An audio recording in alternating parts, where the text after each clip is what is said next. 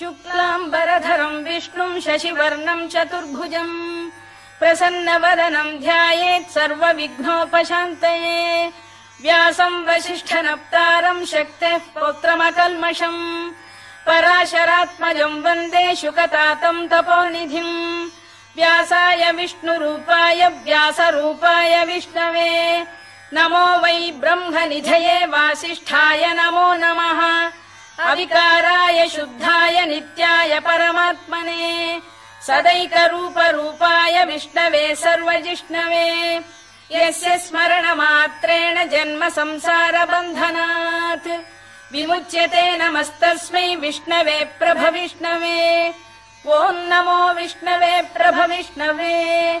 श्रीवैशम्पायन उवाच श्रुत्वा धर्मानशेषेण पावनानि च सर्वशः युधिष्ठिरः शान्तनवम् पुनरेवाभ्यभाषत युधिष्ठिर उवाच किमेकम् दैवतम् लोके किम् वाप्येकम् परायणम् स्तुवन्तः कङ्कमर्चन्तः प्राप्नुयुर्मानवा शुभम् को धर्मः सर्वधर्माणाम् भवतः परमो मतः किम् जपन्मुच्यते जन्तुर्जन्म संसारबन्धनात् श्रीभीष्म उवाच जगत्प्रभुम् देवदेवमनन्तम् पुरुषोत्तमम् स्तुवन्नाम सहस्रेण पुरुषः सततोत्थितः तमेव चार्चयन् नित्यम् भक्त्या पुरुषमव्ययम् ध्यायन् स्तुवन् नमस्यम् च यजमानस्तमेव च अनादिनिधनम् विष्णुम् सर्वलोकमहेश्वरम् लोकाध्यक्षम् स्तुवन् नित्यम् सर्वदुःखातिगो भवेत् ब्रह्मण्यम् सर्वधर्मज्ञम् लोकानाम् कीर्तिवर्धनम् लोकनाथम् महद्भूतम् सर्वभूतभवोद्भवम् एष मे सर्वधर्माणाम् धर्मोऽधिकतमो मतः यद्भक्त्या पुण्डरीकाक्षम् स्तवैरच्चेन्नरः सदा परमम् यो महत्तेजः परमम् यो महत्तपः परमम् यो महद्ब्रह्म परमम् यः परायणम् पवित्राणाम् पवित्रम् यो मङ्गलानाम् च मङ्गलम् दैवतम् देवतानाम् च भूतानाम् यो व्ययपिता यतः सर्वाणि भूतानि भवन्त्यादियुगागमे यस्मिंश्च प्रलयम् यान्ति पुनरेव युगक्षये तस्य लोकप्रधानस्य जगन्नाथस्य भूपते विष्णोर्नाम सहस्रम् मे शृणु पापभयापहम् यानि नामानि गौणानि विख्यातानि महात्मनः ऋषिभिः परिगीतानि तानि वक्ष्यामि भूतये ऋषिर्नाम्नाम् सहस्रस्य वेदव्यासो महामुनिः छन्दोऽनुष्टुप् तथा देवो भगवान् देवकीसुतः अमृतांशुद्भवो बीजम् शक्तिर्देवकी नन्दनः त्रिसामाहृदयम् तस्य शान्त्यर्थे विनियुज्यते विष्णुम् जिष्णुम् महाविष्णुम् प्रभविष्णुम् महेश्वरम् अनेकरूपदैत्यान्तम् नमामि पुरुषोत्तमम् अस्य श्रीविष्णोर्दिव्यसहस्रनामस्तोत्रमहामन्त्रस्य श्रीवेदव्यासो भगवान् ऋषिः अनुष्टुप्छन्दः श्रीमहाविष्णुः परमात्मा श्रीमन्नारायणो देवता अमृतांशुद्भवो भानुरिति बीजम् देवकी नन्दन श्रेष्ठेति शक्तिः उद्भवः क्षोभणो देव इति परमो मन्त्रः शङ्खबृन्नन्दकी चक्रीति कीलकम् शार्ङ्गधन्वा गदाधर इत्यस्त्रम् रथाङ्गपाणिरक्षोभ्य इति नेत्रम् त्रिसामासामगः सामेति कवचम् आनन्दम् परब्रह्मेति योनिः ऋतुः सुदर्शनकाल इति दिग्बन्धः श्रीविश्वरूप इति ध्यानम् श्रीमहाविष्णुप्रीत्यर्थे सहस्रनाम जपे विनियोगः ध्यानम् क्षीरोदन्वत्प्रदेशे शुचिमणिविलसत्सैकते मौक्तिकानाम् माला क्लुप्तासनस्थ स्फटिकमणिनिभैर्मौक्तिकैर्मण्डिताङ्गः शुभ्रैरभ्रैरदभ्रैरुपरि विरचितैर्मुक्तपीयूषवर्षैः आनन्दीन पुनीयादरिनलिन गदा शङ्खपाणिर्मुकुन्दः भूः पादौ यस्य नाभिर्वियदसुरनिलश्चन्द्रसूर्यौ च नेत्रे कर्णावाशा शिरोद्यौर्मुखमपि दहनो यस्य वास्तेयमब्धिः अन्तस्थम् यस्य विश्वम् सुरनरखगो भोगि गन्धर्व दैत्यैः चित्रम् रम्यते तम् त्रिभुवन वपुषम् विष्णुमीशम् नमामि ॐ नमो भगवते वासुदेवाय शान्ताकारम् भुजगशयनम् पद्मनाभम् सुरेशम् विश्वाधारम् गगनसदृशम् मेघवर्णम् शुभाङ्गम् लक्ष्मीकान्तम् कमलनयनम् योगिहृद्ध्यानगम्यम् वन्दे विष्णुम् भवभयहरम् सर्वलोकैकनाथम् मेघश्यामम् पीतकौशेयवासम् श्रीवत्साङ्कम् कौस्तुभोद्भासिताङ्गम् पुण्योपेतम् पुण्डरीकायताक्षम् विष्णुम् वन्दे सर्वलोकैकनाथम् नमः समस्तभूतानामादिभूताय भूभृते अनेकरूपरूपाय विष्णवे प्रभविष्णवे सशङ्खचक्रम् सकिरीटकुण्डलम् सपीतवस्त्रम् सरसीरुहेक्षणम् सहारवक्षस्थलशोभिकौस्तुभम् नमामि विष्णुम् शिरसा चतुर्भुजम् छायायाम् पारिजातस्य हेमसिंहासनोपरि आसीनमम्बुदश्याममायताक्षमलङ्कृतम् चन्द्राननम् चतुर्बाहुम् श्रीवत्साङ्कितवक्षसम् रुक्मिणी सत्यभामाभ्याम् सहितम् कृष्णमाश्रये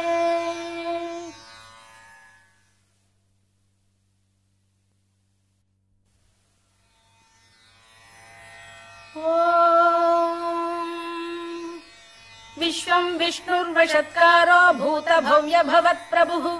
भूतकृद्भूतभृद्भावो भूतात्मा भूतभावनः भूतात्मा परमात्मा च मुक्तानाम् परमागतिः अव्ययः पुरुषः साक्षी क्षेत्रज्ञोऽक्षर एव च योगो योगविदाम् नेता प्रधानपुरुषेश्वरः नारसिंहवपुः श्रीमान् केशवः पुरुषोत्तमः सर्वः शर्वः शिवस्थाणुर्भूतादिर्निधिरव्ययः सम्भवो भावनो भर्ता प्रभवः प्रभुरीश्वरः स्वयम्भूः शम्भुरादित्यः पुष्कराक्षो महास्वनः अनादिनिधनो धाता विधाता धातुरुत्तमः अप्रमेयो ऋषिकेशः पद्मनाभोऽमरप्रभुः विश्वकर्मा मनुस्पष्टा स्थविष्ठस्थविरो ध्रुवः अग्राह्यः शाश्वतः कृष्णो लोहिताक्षप्रदर्दनः प्रभूतस्त्रिककुब्धाम पवित्रम् मङ्गलम् परम् ईशानप्राणद प्राणो ज्येष्ठः श्रेष्ठः प्रजापतिः हिरण्यगर्भो भूगर्भो माधवो मधुसूदनः ईश्वरो विक्रमी धन्वी मेधावी विक्रमक्रमः अनुत्तमो दुराधर्ष कृतज्ञ कृतिरात्मवान् सुरेशः शरणम् शर्म विश्वरेता प्रजाभवः अधः संवत्सरो व्याल प्रत्ययः सर्वदर्शनः अजः सर्वेश्वरः सिद्धः सिद्धिः सर्वादिरच्युतः वृषाकपिरमेयात्मा सर्वयोगविनिसृतः वसुर्वसुमनः सत्यः समात्मा संमितः समः अमोघः पुण्डरीकाक्षो वृषकर्मा वृषाकृतिः रुद्रो बहुशिरा बभ्रुर्विश्वयोनिः शुचिश्रवाः अमृतः शाश्वतस्थाणुर्वरारोहो महातपाः सर्वगः सर्वविद्भानुर्विश्वक्सेनो जनार्दनः वेदो वेदविदव्यङ्गो वेदाङ्गो वेदवित्कविः लोकाध्यक्षः सुराध्यक्षो धर्माध्यक्षः कृताकृतः चतुरात्मा चतुर्व्यूहश्चतुर्दंष्टश्चतुर्भुजः भ्राजिष्णुर्भोजनम् भोक्ता सहिष्णुर्जगदादिजः अनघो विजयो जेता विश्वयोनिः पुनर्वसुः उपेन्द्रो वामनः प्रांशुरमोघः शुचिरूर्जितः अतीन्द्रः सङ्ग्रहः सर्गो धृतात्मा नियमो यमः वेद्यो वैद्यः सदा योगी वीरः माधवो मधुः अतीन्द्रियो महामायो महोत्साहो महाबलः महाबुद्धिर्महावीर्यो महाशक्तिर्महाद्युतिः अनिर्देश्य वपुः श्रीमान् अमे आत्मा महादृधृत् महेश्वासो महीभर्ता श्रीनिवासः सताङ्गतिः अनिरुद्धः सुरानन्दो गोविन्दो गोविदाम्पतिः मरीचिर्दमनो हंसः सुपर्णो भुजगोत्तमः हिरण्यनाभः सुतपाः पद्मनाभः प्रजापतिः अमृत्युः सर्वदृक्सिंहः सन्धाता सन्धिमान् स्थिरः अजो दुर्मर्षणः शास्ता विश्रुतात्मा सुरारिभा गुरुर्गुरुतमो धाम सत्यः सत्यपराक्रमः निमिषो निमिषस्रग्वी वाचस्पतिरुदारधीः अग्रणीर्ग्रामणी श्रीमान् न्यायो नेता समीरणः सहस्रमूर्धा विश्वात्मा सहस्राक्षः सहस्रपात् आवर्तनो निवृत्तात्मा संवृतः सम्प्रमर्दनः अधः संवर्तको भङ्गिरनिलो धरणीधरः सुप्रसाद प्रसन्नात्मा विश्वधृक् विश्वभुग्विभुः सत्कर्ता सत्कृतः साधुर्जह्नुर्नारायणो नरः असङ्ख्येयो प्रमेयात्मा विशिष्टः शिष्टकृच्छुचिः सिद्धार्थ सिद्ध सङ्कल्पः सिद्धिदः सिद्धिसाधनः वृषाही वृषभो विष्णुर्वृषपर्वा वृषोदरः वर्धनो वर्धमानश्च विविक्तः श्रुतिसागरः सुभुजो दुर्धरो वाग्मी महेन्द्रो वसुदो वसुः नैकरूपो बृहद्रूपः शिपिविष्टप्रकाशनः ओजस्तेजोऽब्जुदिधरः प्रकाशात्मा प्रतापनः वृद्धस्पष्टाक्षरो मन्त्रश्चन्द्रांशुर्भास्करद्युतिः अमृतांशुद्भवो भानुः शशबिन्दुः सुरेश्वरः औषधम् जगतः सेतुः सत्यधर्मपराक्रमः भूतभव्यभवन्नाथः पवनः पावनो नरः कामः कामकृत्कान्तः कामः कामप्रदप्रभुः युगादिकृद्युगावर्तो नैकमायो महाशनः अदृश्यो व्यक्तरूपश्च सहस्रजिदनन्तजित् इष्टो विशिष्टः शिष्टेष्टः शिखण्डी नघुषो वृषः क्रोधः क्रोधकृत्कर्ता विश्वबाहुर्महीधरः अच्युत प्रथित प्राण प्राणदो वासवानुजः अपाम् निधिरधिष्ठानमप्रमत्त प्रतिष्ठितः स्कन्द स्कन्दधरो धुर्यो वरदो वायुवाहनः वासुदेवो बृहद्भानुरादिदेवः पुरन्दरः अशोकस्तारणस्तारः शूरः शौरिर्जनेश्वरः अनुकूलः शतावर्तः पद्मी पद्मनिभेक्षणः पद्मनाभोरविन्दाक्षः पद्मगर्भः शरीरभृत् महर्धिर्वृद्धो वृद्धात्मा महाक्षो गरुडध्वजः अतुलः शरभो भीमः समयज्ञो हविर्हरिः सर्वलक्षणलक्षण्यो लक्ष्मीवान् समितिञ्जयः विक्षरो रोहितो मार्गो हेतुर्दामोदरः सः महीधरो महाभागो वेगवानमिताशनः उद्भवः क्षोभणो देवः श्रीगर्भः परमेश्वरः करणम् कारणम् कर्ता विकर्ता गहनो गुहः व्यवसायो व्यवस्थानः संस्थानस्थानदो ध्रुवः परद्धिः परमस्पष्टस्तुष्टः पुष्टः शुभेक्षणः रामो विरामो विरतो मार्गो नेयोनयोनयः वीरः शक्तिमताम् श्रेष्ठो धर्मो धर्मविदुत्तमः वैकुण्ठः पुरुष प्राण प्राणद प्रणवपृतुः हिरण्यगर्भः शत्रुघ्नो व्याप्तो वायुरधोक्षजः ऋतुः सुदर्शनकालः परमेष्ठी परिग्रहः उग्रः संवत्सरो दक्षो विश्रामो विश्वदक्षिणः विस्तारस्थावरस्थाणुः प्रमाणम् बीजमव्ययम् अर्थोऽनर्थो महाकोशो महाभोगो महाधनः अनिर्विण्णस्थविष्ठो भूर्धर्मयूपो महामखः नक्षत्रनेमिर्नक्षत्री क्षमः क्षामः समीहनः यज्ञयुज्यो महेज्यश्च क्रतुः सत्रम् सताम् गतिः सर्वदर्शी विमुक्तात्मा सर्वज्ञो ज्ञानमुत्तमम् सुव्रतः सुमुखः सूक्ष्मः सुघोषः सुखदः सुहृद् मनोहरो जितक्रोधो वीरबाहुर्विदारणः स्वापनः स्ववशो व्यापी नैकात्मा नैककर्मकृत् वत्सरो वत्सलो वत्सी रत्नगर्भोधनेश्वरः धर्मकृद्धर्मकृद्धर्मी सदसक्षरमक्षरम् अभिज्ञाता सहस्रांशुर्विधाता कृतलक्षणः गभस्तिनेमिः सत्तस्तः सिंहो भूतमहेश्वरः आदिदेवो महादेवो देवेशो देवभृद्गुरुः उत्तरो गोपतिर्गोप्ता ज्ञानगम्यः पुरातनः शरीरभूतभृद्भोक्ता कपीन्द्रो भूरि दक्षिणः सोमपो मृतपः सोमः पुरुजिः पुरुसत्तमः विनयो जयः सत्यसन्धो दाशार्हः सात्वताम् पतिः जीवो विनयिता साक्षी मुकुन्दोमित विक्रमः अम्भो निधिरनन्तात्मा महोदधिशयोऽन्तकः अजो महार्घः स्वाभाव्यो जिता मित्र प्रमोदनः आनन्दो नन्दनो नन्दः सत्यधर्मात्रिविक्रमः महर्षि कपिलाचार्यः कृतज्ञो मेदिनीपतिः त्रिपदस्त्रिदशाध्यक्षो महाशृङ्गकृतान्तकृत् महावराहो गोविन्दः सुषेणः कनकाङ्गनी गुह्यो गभीरो गहनो गुप्तश्चक्रगदाधरः मेधास्वाङ्गो जितः कृष्णो दृढः सङ्कर्षणोच्युतः वरुणो वारुणो वृक्षः पुष्कराक्षो महामनाः भगवान् बलहानन्दी वनमाली हलायुधः आदित्यो ज्योतिरादित्यः सहिष्णुर्गतिसत्तमः सुधन्वाखण्ड परशुर्दारुणो द्रविणप्रदः दिवस्पृक् सर्वदृग्व्यासो वाचस्पतिरयो निजः त्रिसामासामगः साम निर्वाणम् भेषजम् भिषज सन्न्यासकृच्छमः शान्तो निष्ठा शान्तिपरायणम् शुभाङ्गः शान्तिदः स्रष्टा कुमुदः कुवलेशयः गोहितो गोपतिर्गोप्ता वृषभाक्षो वृषप्रियः अनिवर्ती निवृत्तात्मा संक्षेप्ताक्षेमकृत् शिवः श्रीवत्सवक्षः श्रीवासः श्रीपतिः श्रीमताम्बरः श्रीरः श्रीशः श्रीनिवासः श्रीनिधिः श्रीविभावनः श्रीधर श्रीकर श्रेयः श्रीमान् लोकत्रयाश्रयः स्वक्षः स्वङ्गः शतानन्दो नन्दिर्ज्योतिर्गणेश्वरः विजितात्मा विधेयात्मा सत्कीर्तिश्छिन्न संशयः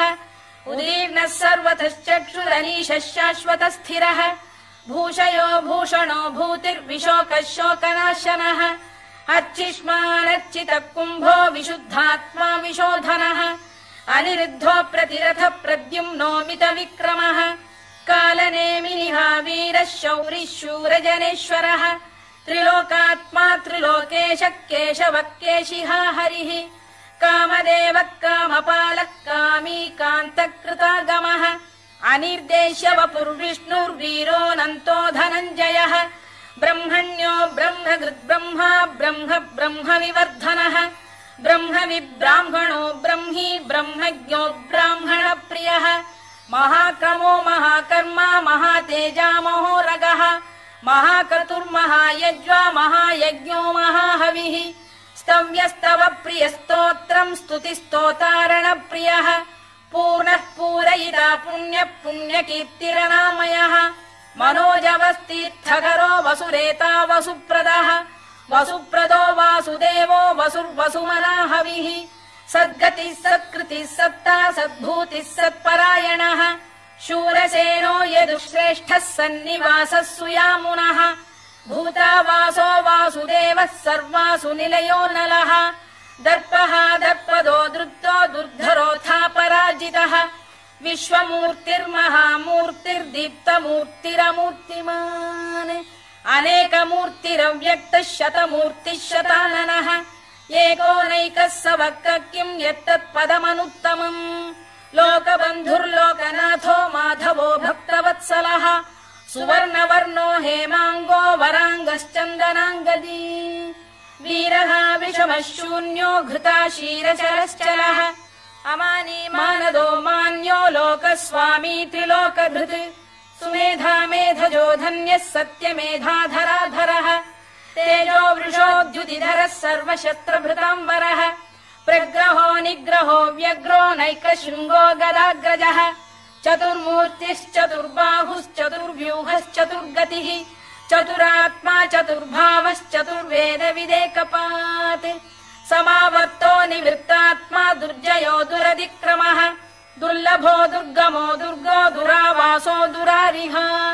शुभाङ्गो लोकसारङ्गः सुतन्तुस्तन्तुवर्धनः इन्द्रकर्मा महाकर्मा कृतकर्मा कृतागमः उद्भवः सुन्दरः सुन्दो रत्ननाभः सुलोचनः अर्को वाजसनः शृङ्गी जयन्तः सर्वविजयी सुवर्णबिन्दुरक्षोभ्यः सर्ववागीश्वरेश्वरः महाह्रदो महागर्तो महाभूतो महानिधिः कुमुद कुन्दर कुन्द पर्जन्यः पावनो निलः अमृताशोऽमृतवपुः सर्वज्ञः सर्वतोमुखः सुलभः सुव्रतः सिद्धः शत्रुजिच्छत्रुतापनः न्यग्रोधोदुम्बरोश्चतश्चाणूरान्ध्रैषूदनः सहस्रार्चिः सप्तजिह्वः सप्तैधाः सप्तवाहनः अमूर्तिरनघोचिन्त्यो भयकृद्भयनाशनः अणुबृहत्कृशस्थूलो गुणभिर्निर्गुणो महान्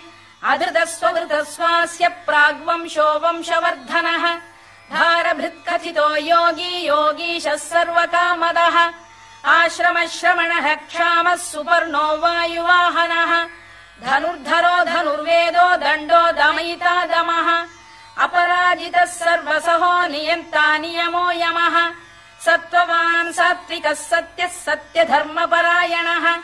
अभिप्रायप्रियार्होः प्रियकृत्प्रीतिवर्धनः विहाय सगतिर्ज्योतिः सुरुचिर्कुतभुक् विभुः रविर्विरोचनः सूर्यः सवितारविलोचनः अनन्तो हुतभुग्भोक्ता सुखदो नैकजोऽग्रजः अनिर्विण्णः सदामर्षी लोकाधिष्ठानमद्भुतः सनात्सनातनतमः कपिलः कपिरव्ययः स्वस्तिदः स्वस्तिकृत् स्वस्ति स्वस्ति भुक् स्वस्ति दक्षिणः आरौद्रः कुण्डली चक्री विक्रम्यूर्जितशासनः शब्दातिकः शब्दसः शिशिरः शर्वरीकरः अक्रूरपेशलो दक्षो दक्षिणः क्षमिणाम्बरः विद्वत्तमो वीतभयः पुण्यश्रवणकीर्तनः उत्तारणो दुष्कृतिः पुण्यो दुःस्वप्ननाशनः वीरः रक्षणः सन्तो जीवनः पर्यवस्थितः अनन्तरूपोऽनन्तश्रीर्जितमन्युर्भयापहः चतुरश्रो गभीरात्मा विदिशो व्यादिशो दिशः अनाधिर्भूर्भुवो लक्ष्मी सुवीरो रुचिराङ्गदः जननो जनजन्मादिर्भीमो भीमपराक्रमः आधारनिलयो धाता पुष्पहास प्रजागरः ऊर्ध्वगः सत्पथाचार प्राणद प्रणवप्रणः प्रमाणम् प्राणनिलय प्राणभृत्प्राणजीवनः तत्त्वम् तत्त्वविदेकात्मा जन्म मृत्युजरातिगः भूर्भुवः स्वस्तरुस्तारः सविता प्रपितामहः यज्ञो यज्ञपतिर्यज्वा यज्ञाङ्गो यज्ञवाहनः यज्ञभृद्यज्ञकृद्यज्ञी यज्ञभुग्यज्ञसाधनः यज्ञान्तकृद्यज्ञगुह्यमन्नमन्नाद एव च आत्मयोनिः स्वयम् जातो वैखानः सामगायनः देवकीनन्दनः स्रष्टा क्षितीशः पापनाशनः शङ्खबृन्नन्दकी चक्री शार्ङ्गधन्वा गदाधरः तथाङ्गपाणिरक्षोभ्यः सर्वप्रहरणायुधः सर्वप्रहरणायुधवोन्नम इति वनमाली गरीशाङ्गी शङ्खी चक्री च नन्दकी श्रीमान्नारायणो विष्णुर्वासुदेवोऽभिरक्षतु वनमाली गरीशाङ्गी शङ्खी चक्री च नन्दकी श्रीमान्नारायणो विष्णुर्वासुदेवोऽभिरक्षतु वनमाली गरीशाङ्गी शङ्खी चक्री च नन्दकी श्रीमान्नारायणो विष्णुर्वासुदेवोऽभिरक्षतु इतीदम् कीर्तनीयस्य केशवस्य महात्मनः नाम्नाम् सहस्रम् दिव्यानामशेषेण प्रकीर्तितम् य इदम् शृणुयान् नित्यम् यश्चापि परिकीर्तयेत् नाशुभम् प्राप्नुयात् किञ्चित् सोमुत्रेह च मानवः वेदान्तको ब्राह्मणः स्यात् क्षत्रियो विजयी भवेत् वैश्यो धनसमृद्धः स्यात् शूद्रः सुखमवाप्नुयात् धर्मार्थी प्राप्नुयात् धर्ममर्थार्थी चार्थमाप्नुयात् कामानवाप्नुयात् कामी प्रजार्थी चाप्नुयात् प्रजाम् भक्तिमान् यः सदोत्थाय शुचिस्तद्गतमानसः सहस्रम् वासुदेवस्य नाम्नामेतत् प्रकीर्तयेत् यशः प्राप्नोति विपुलम् याति प्राधान्यमेव च अचलाम् श्रियमाप्नोति श्रेयः प्राप्नोत्यनुत्तमम् न भयम् क्वचिदाप्नोति वीर्यम् तेजश्च विन्दति भवत्यरोगोद्युतिमान् बलरूपगुणान्वितः रोगार्तो मुच्यते रोगात् बद्धो मुच्येत बन्धनात् भयान्मुच्येत भीतस्तु मुच्येतापन्न आपदः दुर्गाण्यतितरत्याशु पुरुषः पुरुषोत्तमम् स्तुवन्नाम सहस्रेण नित्यम् भक्तिसमन्वितः वासुदेवाश्रयो मर्त्यो वासुदेवपरायणः सर्वपापविशुद्धात्मा याति ब्रह्म सनातनम् न वासुदेव भक्तानामशुभम् विद्यते क्वचित् जन्म मृत्युजरा व्याधि भयम् नैवोपजायते इमम् स्तवमधीयानः श्रद्धा भक्तिसमन्वितः युज्येतात्मसुखक्षान्ति श्रीधृतिस्मृतिकीर्तिभिः न क्रोधो न च मात्सर्यम् न लोभो न शुभामतिः भवन्ति कृतपुण्यानाम् भक्तानाम् पुरुषोत्तमे द्यौः स चन्द्रार्कनक्षत्राखम् दिशो भूर्महो दधिः वासुदेवस्य वीर्येण विधृतानि महात्मनः ससुरासुरगन्धर्वम् स यक्षोरगराक्षसम् जगत्वशे वर्ततेदम् कृष्णस्य सचराचरम् इन्द्रियाणि मनो बुद्धिः सत्त्वम् तेजो बलम् धृतिः वासुदेवात्मकान्याहुः क्षेत्रम् क्षेत्रज्ञ एव च सर्वागमानामाचार प्रथमम् परिकल्पते आचार प्रभवो धर्मो धर्मस्य प्रभुरच्युतः ऋषयः पितरो देवा महाभूतानि धातवः जङ्गमा जङ्गमम् चेदम् जगन्नारायणोद्भवम् योगो ज्ञानम् तथा साङ्ख्यम् विद्या शिल्पादिकर्म च वेदाः शास्त्राणि विज्ञानमेतत् सर्वम् जनार्दनात् एको विष्णुर्महद्भूतम् पृथग्भूतान्यनेकशः त्रीन् लोकान् व्याप्य भूतात्मा भुङ्क्ते विश्वभुवव्ययः इमम् स्तवम् भगवतो विष्णोर्व्यासेन कीर्तितम् पठेद्य इच्छेत् पुरुषः श्रेयत् प्राप्तुम् सुखानि च विश्वेश्वरमजम् देवम् जगतः प्रभुमव्ययम् भजन्ति ये पुष्कराक्षम् न ते यान्ति पराभवम् न ते यान्ति पराभवम् ओन्नम इति अर्जुनोवाच पद्मपत्र विशालाक्ष पद्मनाभसुरोत्तम भक्तानामनुरक्तानाम् त्राता भव जनार्दन श्रीभगवानुवाच यो माम् नाम सहस्रेण स्तोतुमिच्छति पाण्डव सोऽहमेकेन श्लोकेन स्तुत एव न संशयः स्तुत एव न संशयोन्नम इति व्यास उवाच वासनाद्वासुदेवस्य वासितम् भुवनत्रयम् सर्वभूतनिवासोऽसि वासुदेव नमोऽस्तु ते वासुदेव नमोऽस्तु ते ओन्नम इति पार्वत्युवाच केनोपायेन लघुना विष्णोर्नाम सहस्रकम् पठ्यते पण्डितैर्नित्यम् श्रोतुमिच्छाम्यहम् प्रभो ईश्वर उवाच श्रीराम राम रामेति रमे रामे मनोरमे सहस्रनाम तत्तुल्यम् राम नाम वरानने श्रीराम राम रामेति रमे रामे मनोरमे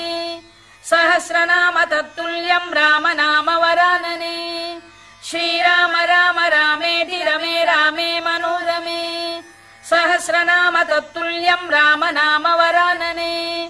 राम नाम वरानन ओन्नम इति ब्रह्मोवाच नमोऽस्त्वनन्ताय सहस्रमूर्तये सहस्रपादाक्षि शिरोरुबाहवे